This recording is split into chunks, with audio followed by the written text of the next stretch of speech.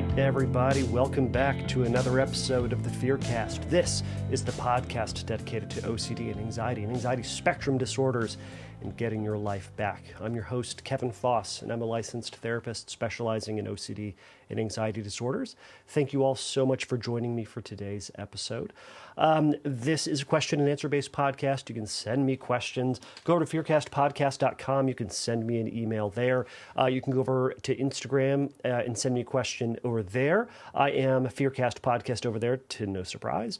You can send me an audio question, which is the easiest way to send the audio question over at the Instagrams. Click on the microphone button, send it out, and I will get it, consider it, likely put it up on a future episode, like what's happening today. Today is not a audio question, as I suppose I was teasing with that, but it is a question that was emailed to me. I have a success story of sorts and a actual question that I will be spending a little bit more time on. So I'm going to be jumping into those shortly. And let's see here. So I'll tell you, I'm going to do my darndest to be awake, to be focused today. You know those nights when you just can't sleep? I get those sometimes where it's just for no reason, can't sleep, so that's what's going to happen. Now, I am going to be hanging out with my coffee friend and trying my darndest to be awake and attentive. So if it's a little weird one today, that's what's happening. So that's what's happening. All right. You know what? Why don't we just jump right into it? I don't think I have anything fun to talk about at the top end of things other than, you know, it's winter. We're just trying to get through it. That sickness is getting around to everybody, isn't it? Or is it happening to you? Is it happening to your... All right. If it hasn't happened yet, it's coming for you. It's coming for you. So, all right. Let's just jump into this. So the first one that I want to share today is a success story, is what it's called, a success story, which, by the way, you can send me success stories. I want to start incorporating those a heck of a lot more into the podcast. So if you have a win, a subtle win, a small win, a little one, or, you know, big giant wins, we want to hear about it. We want to know that things are working, things are clicking, things are helping you move down the road towards your anxiety. And so there's an option for that. You can do the pull down menu when you send an email over at Fearcast Podcast. That's one of the things that you can do. All right, so the success story goes like this. Says, hi, Kevin. Oh, this comes from Christine. So Christine sent this to me. So she says, I don't have a question, just some feedback. So I guess it's feedback, success, it's one of those things. Anyways, she says, your podcast is just wonderful and I'm a faithful listener. As an OCD sufferer, I wanted to lay on some praise for you and the work that you've done. Some of your episodes have been really game-changing for me. It often seems that whenever the weekly subject of the podcast is, there's always something you say that I need to hear. This week, the, quote, trust your compulsive conclusion was that for me. Some favorites that stand out are the interview with Father Santa. So that was an episode I did a long time ago with Father Tom Santa from Scrupulous Anonymous. He's amazing. That was a super fun interview, and he's super knowledgeable, to no surprise. And then she also goes on to say the POCD episode, and I think since this question came in, I've had a number of other POCD episodes. And then she says the interview with Carl Robbins. She goes on to say, I've been working hard at recovery for a couple of years now, and I've realized that the inference-based approach is best for me. And this is why. It's important to engage my reasoning skills and my sense of self-trust in matters of OCD. I realize that sometimes therapists just immediately jump to the accepting uncertainty approach without understanding that, to the OCD sufferer, that uncertainty is like 80% likely instead of the 0.002%. So I need at least some understanding or reasoning of why that feared outcome is unlikely. So it's important for me to talk through the fear with my therapist or my spouse, or even to look up an answer to gain a better understanding of the issue. Of course, I know that even though getting an answer, OCD will still cast a doubt. So that's where I practice trust, sitting with discomfort, and trusting my compulsive conclusion. I've started treating OCD with a faith and reason approach, the same way I approach my Catholic faith. It drives me crazy that that many people in the OCD community immediately jump to the maybe, maybe not approach and then wonder why people struggle with that. In a non-OCD world, nobody goes around thinking, maybe I'm a pedophile, maybe I'm not. We can and should engage in our reasoning in these matters. It's like the interview you did on information versus reassurance. Information is so important. For me, most of my OCD fears have arisen based on incorrect information or incorrect reasoning. Once I corrected the underlying faulty thinking, much of my doubt went away. And remembering the doubt is where I used to have a response prevention approach. But without correcting the thinking, no amount of ERP was going to have any long-lasting effect. Why then has sorry, this is misspelling. Why then has IBA, so ICBT, have such a novel approach for therapists? I attended a virtual OCD conference, or I attended the virtual OCD conference back in October, and was aghast with the narrow-mindedness of some therapists in the field on this subject. All of that is to say, thank you for interviewing Carl Robbins and for incorporating ICBT approaches into your discussions on the podcast. It's been helpful in my life and doubtless others as well. She also then goes to say, love the music for the intro and the outro. The older music she loved too. So darn catchy. It was super catchy. It was super catchy. She then said, impressed to hear you compose to the newer music. It makes me immediately think of California and surfers and being chill. So thanks for listening to my rant. All right, y'all. Thank you. And thank you for listening to me reading Christine's rant. Yeah, the older music I really liked. There's a bit from an Owl City song that like I had in my head. I'm like, I know I can't get Owl City to permit me to use this music. So I found a sound-alike online and bought it and put it on. But I thought I'd put something different up there. So anyways, Christine, thank you so much for all that. Here's why I really, really wanted to share that. I agree. I agree. There's a lot to be said. There's a lot to be found within the ICBT approach. There's a lot to be said and a lot to be found in the ERP approach and the CBT approach and the Greenberg approaches and other approaches out there.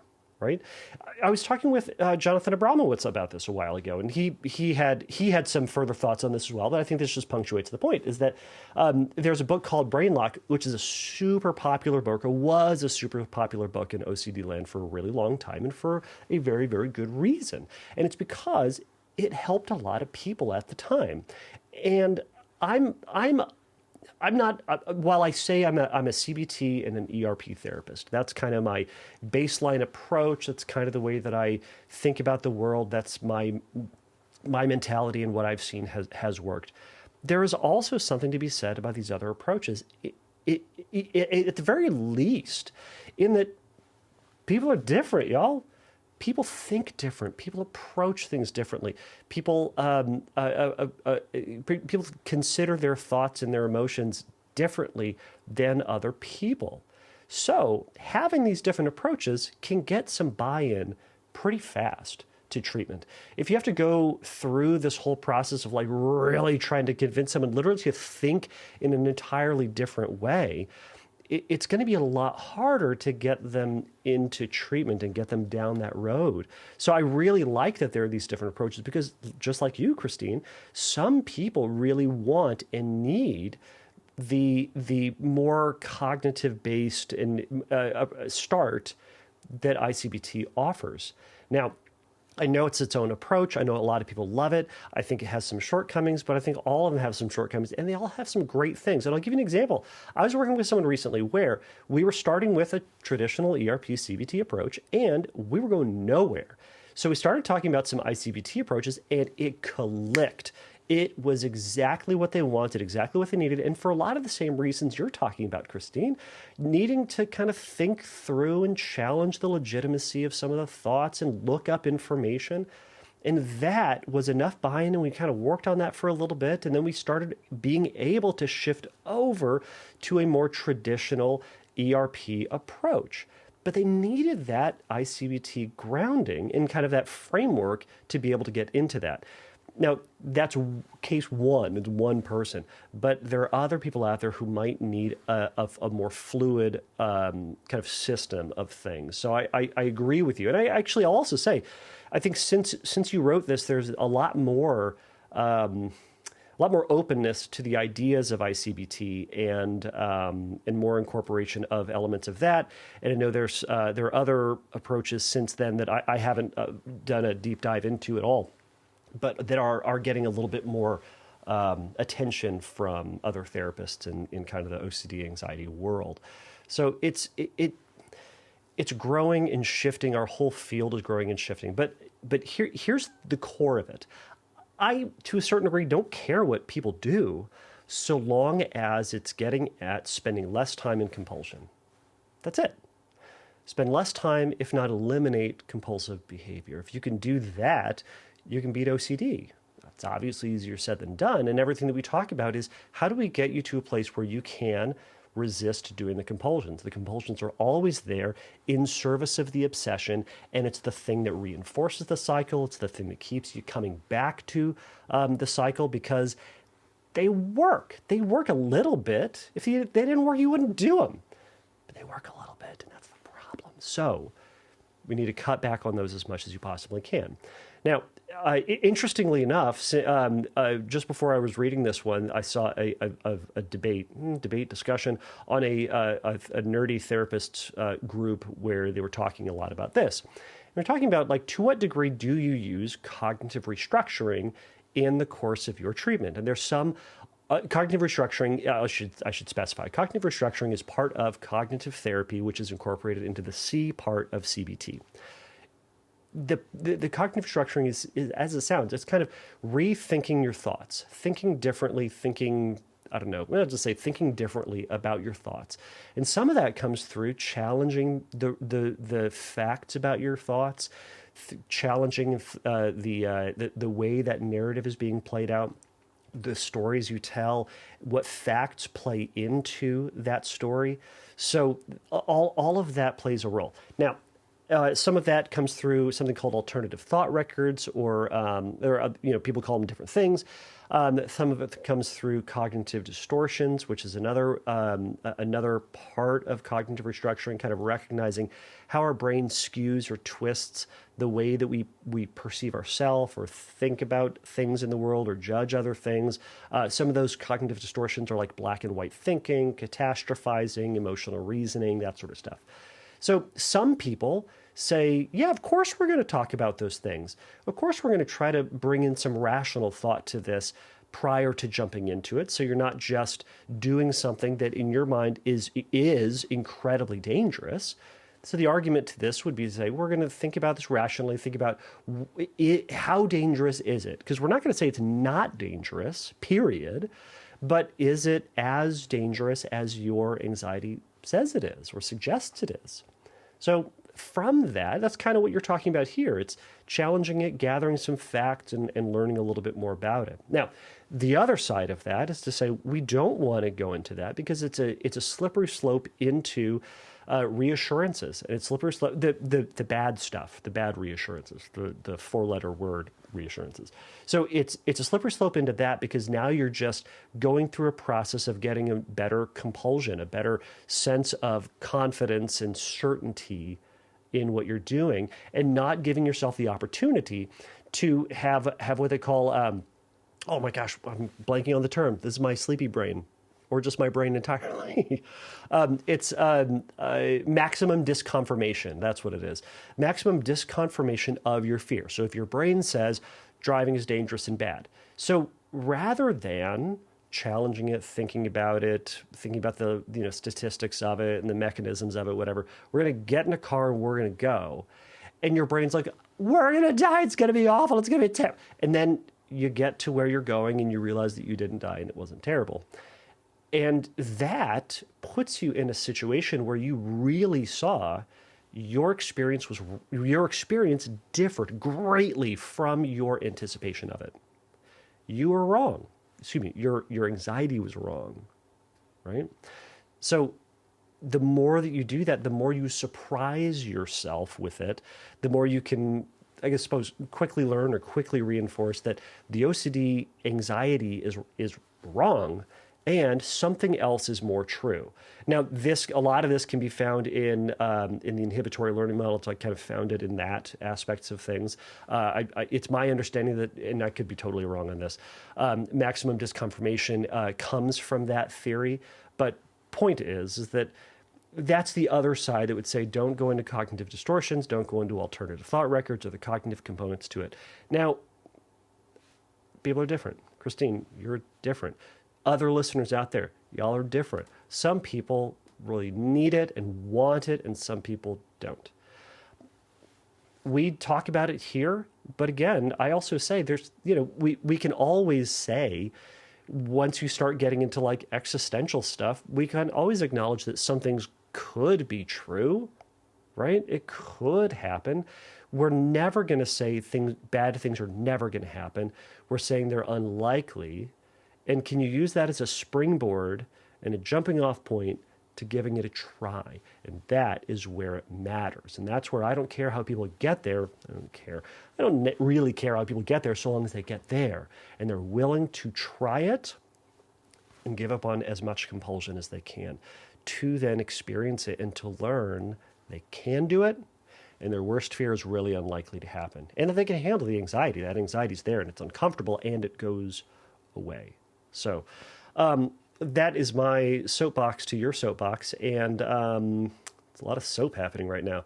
Anyhow, I really appreciate your kind words, Christine, and I'm really glad that you're finding things that work and finding things that resonate. And again, there's a lot of podcasts out there, and everyone's kind of saying the same stuff in slightly different ways, but it's because it's going to resonate with other people that's different. Oddly enough, Kimberly Quinlan told me this. So when I was thinking about starting this podcast 100 years ago, I had lunch with her and she said, yeah, do your podcast. And then she already had hers going for a while, maybe a couple of years by then. And she said, yeah, go for it. Do it because no one has your voice. This is not a direct quote. This is what kind of the roundabout of what she said. No one has your voice. So no one's going to communicate it like me. And Christine, I'm sure Kimberly Quinlan's podcast and the OCD stories and all the other ones, are speaking to you too. And if there's something that I say that resonates, great. That's the point of all of it. So I'll leave it at that. By the way, the compulsive conclusion, if you aren't aware of that term, it's a silly term or trust your compulsive conclusion is the thing that I suggest. It's the idea that when you're doing compulsions, you're trying to prove something. You're trying to be certain about something. And that's what you believe is true. That's why you're fighting for it so much, right? So instead of going through the process, trust the outcome. Trust your conclusion that you've come to over and over and over again. Trust that and start there. Act as if that is true and then see where it goes. So anyways, I'll leave it with that. All right. So unfortunately, I've got more reading to do, and then I can just yammer on. So this is the real questions. The question comes from Stuck with Regrets. That is her name. So Stuck with Regrets says, "Hi, Kevin. I've been listening to your podcast for a while and it's found it helpful. Thank you for doing what you do. I've been dealing with OCD for years now, and it's jumped around from type to type, from relationship OCD to sexual orientation OCD to just right. I benefited greatly from therapy, but I also feel so stuck with feelings of regret. I just can't shake these powerful and painful feelings of regret and about previous events, 2 events specifically. The day my dad passed away and my wedding. I just wish I could go back to that time and do things differently. It's really hard for me to accept that I can't change the past and that we don't get do-overs and that I have to live with regrets forever. I listened to your podcast about real event OCD and found it really helpful. However, my experience differs from what you described. I don't find myself experiencing uncertainty about if I'm a bad person or not. I instead know I did what I now see as the wrong thing, and I just hate the feelings that it gives me. I feel so sad and anxious when I acknowledge what's done is done. And I try to accept that I cannot fix the past. How do I go on living with this regret forever? And she describes it a little bit more detail. In regards to the day my dad died, I regret not being there with him the moment he passed away. My family has been had been taking turns with him 24/7 for the past month, which has been really tough. And then and I was taking time to take care of myself that morning. I wish I'd rushed over there the second I heard he might be close to the end, but I figured I had a little more time. It just breaks my heart thinking that I wasn't there for him at this moment. Regarding my wedding, I wish I'd done a million things differently that I would have overall made it so I could have savored the time with my friends and family a little more, captured more memories through photos and videos, and made it more enjoyable for everyone. I know that it may seem silly to have wedding regrets causing so much pain, especially when I'm not someone who even put a lot of importance on the wedding day beforehand. But the regrets keep pulling me back, even though it's been 7 years. I'd love to just be able to remember my wedding fondly and move on. I tried to do ERP for both these experiences, and it hasn't had a lasting effect, so I'm not sure what to do. I know this is super long. Actually, I'll say this. What is it? Stuck with regrets. It's not as long as some of the other ones I've seen. All right, or read for that matter. Super long. All right. And if you don't use it, feel free to cut it. All right. Anyways, so appreciate your podcast. So thank you, Stuck with Regrets. All right. Actually, I'm going to turn this off. Hold on. I have this little air purifier in my office that also serves as a sound screen. And when I don't turn it off, it's just a bunch of noise. All right. So Stuck with Regrets. Thank you so much for sending that in. I think that my heart breaks reading both of those, knowing the weight that can have on your heart, and holding on to that can be exhausting and be painful, and it's not easy to reflect back on your life, reflect back on your choices, and wish you'd done something differently. It sucks. So when as I was reading through it, when you said I've tried doing, well, first off, I guess, I'm glad that you've had a lot of success through therapy, tackling relationship OCD to sexual orientation to just right. I mean, all of those can be tough. We've done a gaggle of episodes on that before, and a ton of people have questions on that. People don't have questions about contamination. I get no contamination questions. Those are fun. If you have contamination questions out there, somebody, send them in. I want to hear them.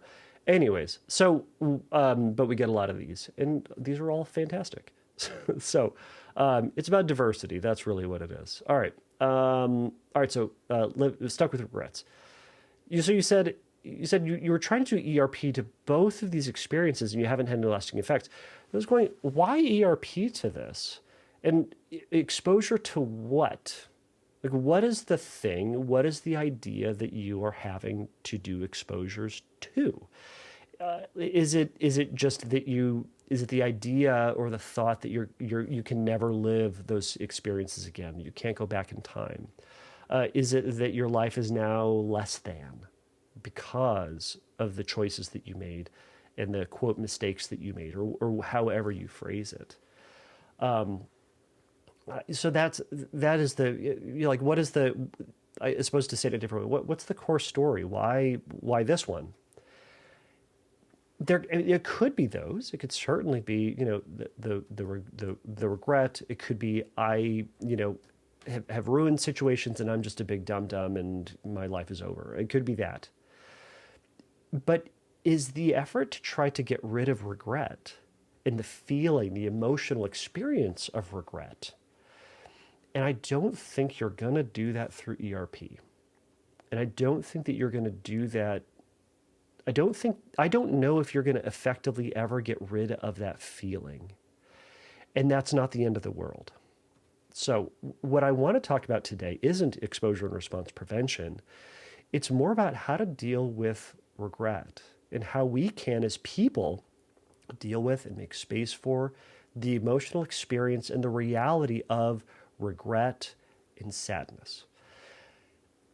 I think sometimes we try to lump everything into OCD, and it's easy to do that. We could certainly talk about what seem like compulsive behaviors, and again, if there are compulsive behaviors, if there is rumination, if there are other ritualistic behaviors that you're trying to do to ensure some other outcome, yeah, let's talk about exposure and response prevention.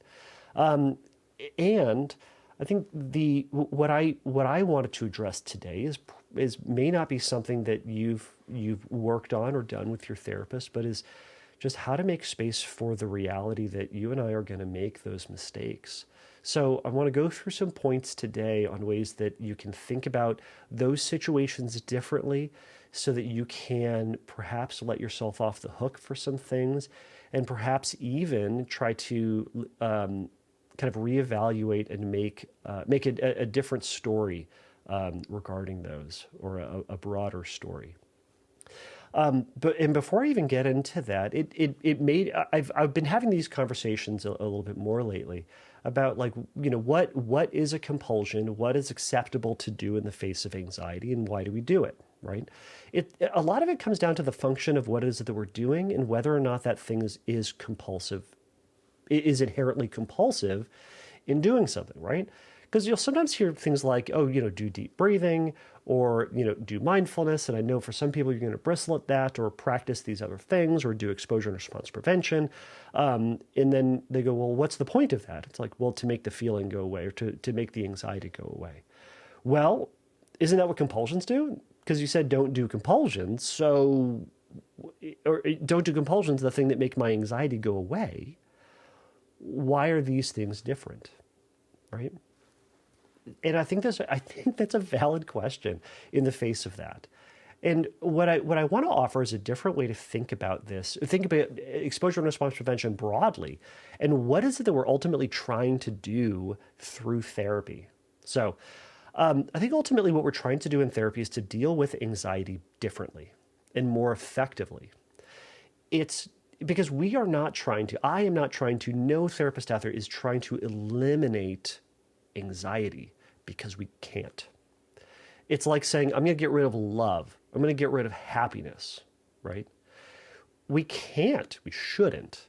Anxiety is a good feeling, but when you have an anxiety disorder, you're having too much of something that is helpful or good or reasonable, right? So I've sometimes talked about, what is a disorder? It's something that is out of order. It is a disorder, right? You think about like the bell curve on the bell curve of experience, right? The vast majority of people are going to be like smack in the middle of that. And there are going to be people at the far end of the tails. There are fewer people out there, right? Now, someone who has way too much anxiety, that person, we go, oh my gosh, that's awful. That's they have an anxiety disorder. It's bad. Judgmentally, we might call ourselves, or other people might say that person's, quote, crazy because they have a disorder, a mental health disorder. Okay. Now, someone at the opposite end also, or if they don't have enough anxiety, they don't have any anxiety, we call them crazy too. These are the people who are climbing El Capitan without ropes. These are people who are skydiving from space, right? They need to have more anxiety in their life. They need to have that thought in their brain that goes, that's a bad idea. Don't do that. And they don't. Why is that not an anxiety disorder? It is not having the thing that is helpful, right? Anxiety can be really helpful and adaptive. So we're not trying to stigmatize it. What is happening with anxiety and OCD is that it's too much of something, and compulsions are there as a means of trying to eliminate that feeling or get reassurance or certainty. And they outsource confidence and certainty and capability not to themselves. They don't bring it onto themselves and trusting their abilities and history, etc. They outsource it to the feeling of anxiety, and the absence of anxiety equals safety and goodness. Whereas you can be confident and be safe and have anxiety at the same time. And that's to a certain degree, at the end of the day, what we're trying to do is we're saying, I feel this feeling of discomfort, and boy, it sucks and it's uncomfortable, and I'm going to do my life. I'm going to go forward in my life and do the thing that I want to do. It's going to be date this person or walk in this direction, drive this far away from my house. It's going to be have this thought, watch this movie, go to this class, talk to that person, whatever that thing is for you, without compulsive behavior. Pulling back on that as much as you can and knowing that you can get through it without compulsion, right? In none of that does it say don't have anxiety. The default is you're going to have anxiety, but it's having it and experiencing it, making space for it without the compulsion. So it comes back to this as well for you stuck with regrets. Sometimes you're going to have regret, and that's going to be okay. Because one of the first things I want you to do in this process as a new approach, if you haven't done this stuff before. So I'll go through some of these points and hopefully I'll try to crank through these so this long podcast is not going to be longer than it already is. All right. So number one, I want you to validate your feelings. You feel bad. You do. You do. And regret is also part of life, right? So I don't want you to pretend like you shouldn't feel bad. You shouldn't feel uncomfortable. You shouldn't feel sad. You shouldn't feel angry. It's that you do because you made a choice that you wish you could go back and do differently. Yeah, that's what regret is, right? And yeah, if you could go back in time, you would absolutely do it. And if you could go back in time, everybody would agree, go do it, right? But unfortunately, we can't. So that's one of the features of our brain is that we have this feeling of regret. And we have that word for regret. So validate your feelings. This feels bad. You feel like garbage. You feel sad. You feel angry. You feel like something was taken from you. You feel like you were deprived of an experience. Whatever it is, own it. It's there, right? But next, I also want you to recognize that you're human and you can't know everything and that we're going to make choices that we regret later because that's what being human means. You and I can't know the outcome of all decisions. If you knew that your dad was going to pass, then you would have gone back. Of course you would have gone back. If you knew, but you didn't because we can't know everything. So, Kristen Neff, who does, who's literally written the book on self-compassion, has these three principles, and one of them is common humanity. It's recognizing that you are in the same boat as everybody else. Everybody else makes mistakes, and I'm calling it a mistake. You are like everybody else who is going to do things and wish they'd done them differently. And I also want you to then think, how would you treat someone else in that same situation? What would you say? What would you do? How would you encourage that person? And I want you to then do that for yourself, right? You aren't bad or misguided or thoughtless for the thing that you did or for what happened in those situations. You made the choice. You made a choice based on the information that you had, and you ultimately can do no better. Now, the same can be said about your wedding, right? You made choices that day about when this is the sad part. This is a hard part about life, and this is a hard part about weddings too. It's like when you choose to talk to person A, you choose not to talk to person B. And that's the reality. And if you choose to talk to person B, you're not talking to person A, right? There's only so much time, so many things, so much interaction that you can do at your own wedding within that finite amount of time, because you're also super busy that day. You got to take pictures, and you got to go eat the cake. And if you're don't smash cake in your faces, guys. I think there's got to be a correlation somewhere. I want someone to do this research, and I think they're going to get tenure for it somewhere. I think there's a correlation from cake smashers in the face on the wedding day to divorce. There's got to be, right? Anyways, so you got to eat the cake, and you got to do that, and you take the pictures, and you got to do your dance. You got to do all the dances, and then you got to go out there and do the chicken dance with everybody because you're going to with the family or whatever it is. You're busy. You can't talk to your eighth cousin, and sometimes you can't talk to grandma, and that sucks. And that's kind of what happens. So recognize that you're human and that you made choices that day, and that's kind of how that works, and that you're human, all right? So again, we've talked about this. So be kind to yourself. And I also want to say, offer yourself forgiveness for this, right? You've heard me talk about forgiveness is no longer seeking punishment towards yourself or others for harms done. What that means is no longer beating yourself up, no longer punishing yourself, no longer calling yourself terrible things, verbally abusing yourself, emotionally abusing yourself for these, quote, mistakes. Let yourself off the hook of that. I want you to also acknowledge in that I made choices that I would do differently next time, right? So letting yourself off the hooks can sometimes also mean letting yourself enjoy, letting yourself experience goodness and happiness and excitement again.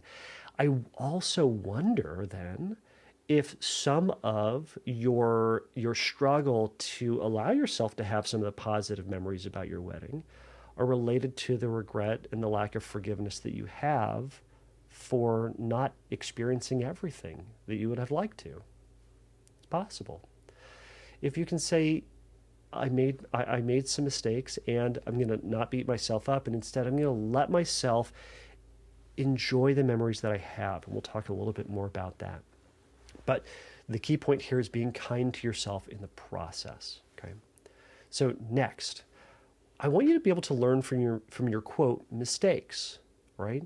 Now, this is related to the real event OCD to a certain degree. Is that we can allow ourselves to learn and to grow and to do things differently, right? This is that Brene Brown difference between shame and guilt. And with the guilt component, we want to say, what can I learn from this? And how can I do, if given a similar situation, what would I do differently, right? Not what would I do right, what would I do perfectly next time, but what would I try to do differently that would kind of set me up for success based on what I've now learned about my values or about my feelings or about the outcome of my choices. So you can say, I'm going to try to just do this a little bit better, because we're always trying to improve and just get, a little bit closer to our goals, right? Okay. So we recognize that we can't change the choices that we made, but what can you take from that you can include now? Okay. So it can be a lot of different things, and stuck with regrets, living with regrets, stuck with regrets. And for anybody else out there, what can you learn about that? Is it, what you're going to do? You're going to call your family members more now, right? You're going to reach out to all those people, because maybe there's that regret. Maybe I wasn't there for that person. You said you feel bad that you weren't there for your dad, to be your dad. Maybe it's where you're going to reach out to family members more. Try to rebuild or try to invest in those those relationships. Maybe it's going to be friendships, right? Maybe you're going to say, I love you more, right? So it's going to be expressing your feelings more. Maybe somebody out there isn't saying that very often because it feels cheesy or weird or out of place, but perhaps you can learn from a past mistake or a past regret that you really wish you'd told that person how you felt. So practice it now.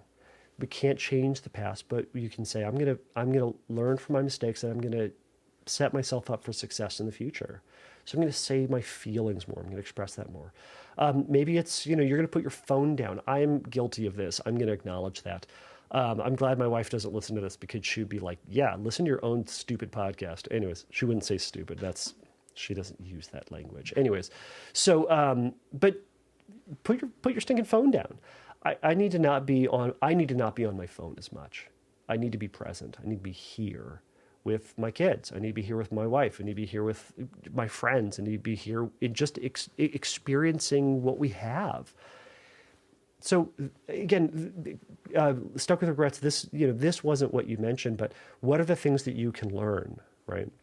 So, to the point about like the family members, calling family members more. This is one of the things I also do. I try to be in touch with my brother and my parents, and I'll call random cousins every now and again on my drive home. I have like a 20-minute drive. I get on the phone and I just, if I reach them, I just check in. Hey, how you doing? What's going on in your life? What's different? What's better? What's new? Right? That's it. It's nothing fancy. It's just continuing to invest in those relationships, because I haven't been very good at it. So I know this is a lot of me I'm talking about, but it's a lot of stuck with regrets. I want you to think about, what can you learn from yourself? Okay, next. And this is a big one. This is a hard one. Avoid rumination, right? You're like, yeah, of course, if I could do that, I wouldn't have called your silly podcast. Maybe. I don't know if you're that judgy.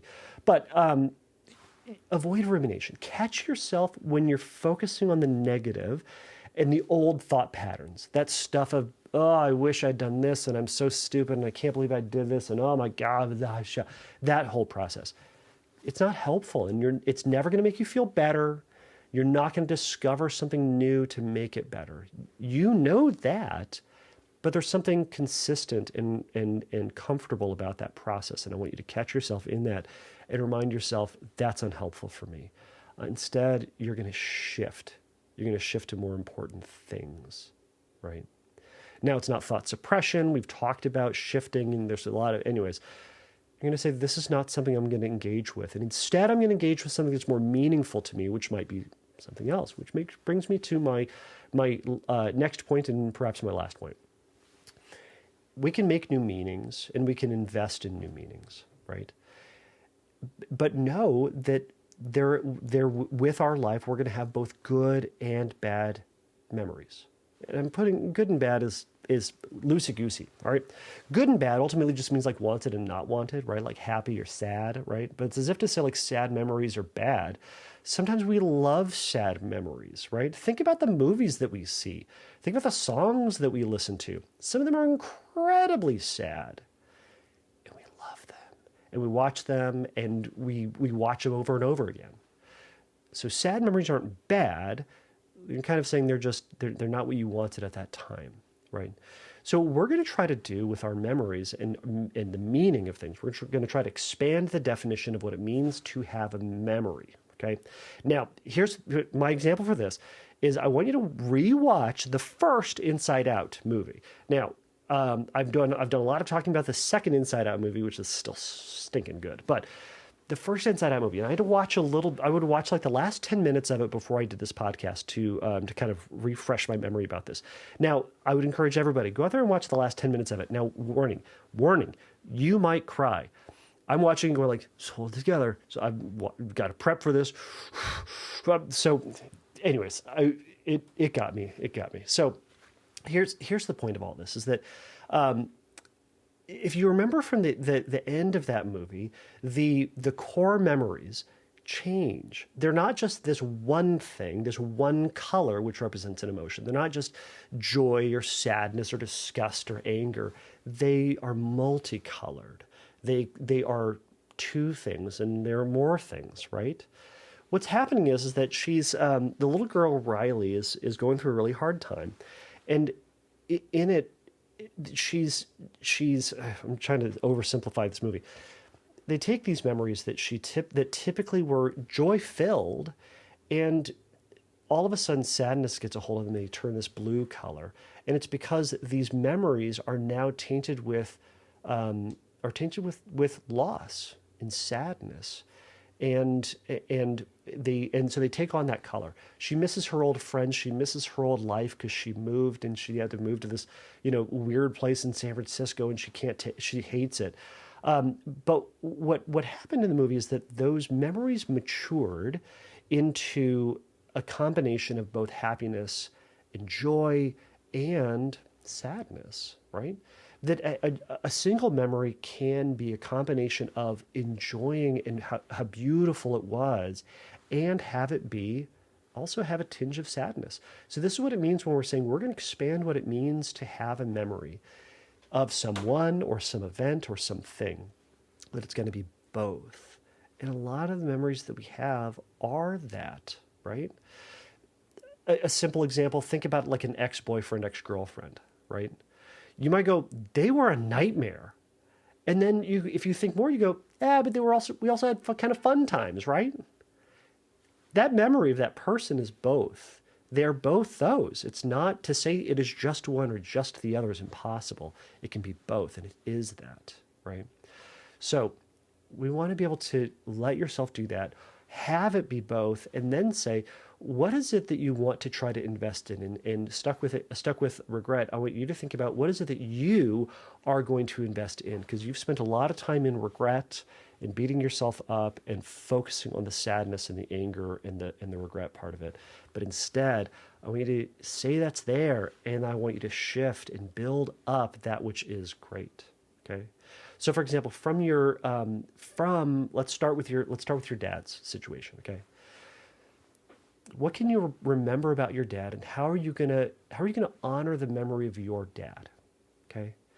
So you want to make the present about as much good as you can, and trying to minimize that which is bad, right? Or a less emphasis on it. You're really good at that. But we're trying to build up more positive memories, more true, not more true memories, more positive memories. I'll leave it at that. So some of the ways you can do that is, you've heard me talk about this before, and again, I'm kind of pulling from a lot of Disney movies. An ofrenda, if you've ever seen Coco, they have a thing for Dia de los Muertos, where they have images, photos of family members, ancestors, and the idea is that you're remembering that person, right? So how do you help remember your dad? What do you do? Right? Do you have photos of him up? Do you have wonderful reminders? What are you doing to maintain those memories? Right? Can you engage in some activities that he used to enjoy or you used to do together as a way of remembering him, as a way of feeling connected to him? Is there music he used to listen to or you used to listen together? Are there movies that you watch that remind you of him? Can you engage with those and let yourself have those positive memories, and reflect back and turn your attention, steer your attention towards those, and remember the goodness, and spend less time thinking about the sad experience that you had and the regret and the beating yourself up process, right? So this is one way that you can help to build this and to reinforce these good positive memories. And similarly with your wedding, what was great about your wedding, right? What pictures do you have that you can reflect on fondly? What are fun memories that you have? What are some silly things that happened during the wedding? Who did you talk to, right? You kind of referenced a lot of times of like, who didn't you talk to? What didn't you do? But what did you do? What was the good stuff? And how can you celebrate the good stuff and minimize the amount of regret on the bad stuff, right? Now, again, this may sound like thought suppression to some, but it's redirecting into thoughts that are more desirable and expanding to say this memory is both things, right? You can remember that there's no way that, and also want to actually acknowledge this. Even if you could go back in time, I'm not going to say that. Just remember, there's no way that even if you had done all the things that you currently wish that you had done, that it would save you from having regret. You may still have regret. That's the thing about our brain. One of the things about our brain is that it can remind us of things that didn't happen, right? There's always a yeah, but there's always a what if, there's always an additional thing that our brain and OCD and anxiety can remind, right? If you go through all the reassurances you can with something, it'll say, well, yeah, but what about that thing? What about this one, right? I've talked about this before with some other folks where it's like, you can give yourself all the reassurances you can that like everything's okay. Like, let's go with sexual orientation obsessions. Like, you can go through all the reassurances about how you're straight, or gay, or however you're identifying. You are the thing that you say that you are, and your brain goes, but it's possible you're not. Just simply saying it's possible just throws everything out the window, right? Because now we're in existential land, right? Or it's to say, all right, but what if in a alternative reality, maybe in there you're gay? Like, what are you going to do? Argue with alternative realities? There's no way that you're going to win against it. This is why we're saying I'm not even going to engage with that. Instead, I'm going to engage with that which is enjoyable and what I trust to be true about me and the type of world and life and thought and relationships I want to have, that you want to have. So I've yammered on enough. In fact, I've yammered on almost twice the length that I typically do. So thank you all for trusting me with your questions. Thank you for sharing your experiences. It means the world to me to be a part of your process, and I just hope any of this has been helpful to you, stuck with regrets, to you, Christine, and to anybody else out there who were not those people, that there was something in this that was beneficial to you, something that resonated with you, and some just little bit that you can use in your life to move you just a little bit closer to that place that you want to try to get to. So thank you all so much. And as always, take a risk, challenge yourself, and don't take your brain too seriously. Bye. Thank you for listening to the Fearcast. If you would like your question answered on a future episode, please click on the Submit a Question link at fearcastpodcast.com. If you would like your question answered sooner, please send me a recording of your question to questions@fearcastpodcast.com or by sending me an audio message through Instagram by DMing me at fearcastpodcast on Instagram. If you like the Fearcast, please write a review on your podcast platform of choice. Please remember that the Fearcast does not substitute for psychotherapy. If you need a little bit of help in your recovery, please go over to fearcastpodcast.com and click on the Find Help link, and there's going to be some information for you there. So until next time, take a risk, challenge yourself, don't take your brain too seriously. Bye.